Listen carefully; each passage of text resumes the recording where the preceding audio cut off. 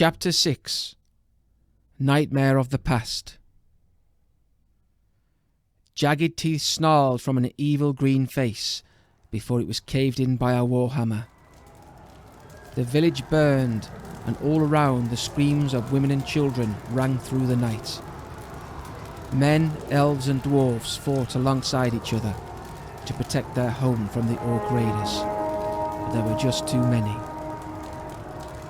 Nikolai saw many of his close friends and his beloved dwarven tea flask smashed to pieces by the orc blades, and so he fought like a dwarf possessed, determined to take as many green skins with him before death found him too.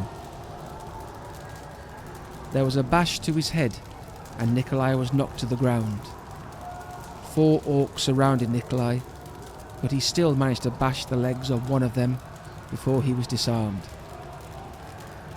The evil green-skinned face smiled as he was about to give the killing blow to the injured dwarf, when an arrow of brilliant light pierced the hawk's head and he fell to the ground, dead. The orc raiding party looked in horror as a massive bright light appeared at the centre of the village, filling the whole place with light as if it were daytime. Some of the orcs began to flee, and a few were taken out by white light arrows. A man stepped out of the light and held his hand out to Nikolai. "Let me help you, my friend. My name is Paulus Balamaris," he said, as he helped the dwarf to his feet. Nikolai woke with a start. His bedroll was next to the campfire, and his clothes were soaked with sweat. The first rays of the morning sun were shining through the trees of the makeshift campsite they had prepared on the side of the road. Paulus was awake already and preparing breakfast. "More nightmares, Nikolai?" Paulus said. "Yeah, mate. I lost flipping everything that day, right? I'll never forget it. I'll never flipping stop till every green skin honky-tonky's flipping dead, mate, right?"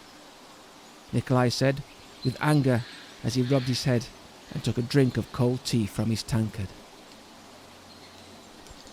The adventurers packed their bedrolls and stamped out the campfire and set off on their horses. If the weather remained clement, they could reach the coaching inn near Rugelum by the evening if they were lucky. Nikolai rode in silence. This was always the way after a nightmare, and Paulus reflected on that terrible night. If only he and his wizard companion, Neig Prate, had reached the village sooner, then many more lives may have been saved. Paulus, Nikolai, and a few others were the only survivors from that attack.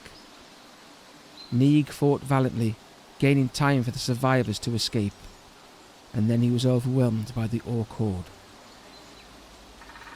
The battle happened over 200 years ago, but the memories were still fresh in his mind.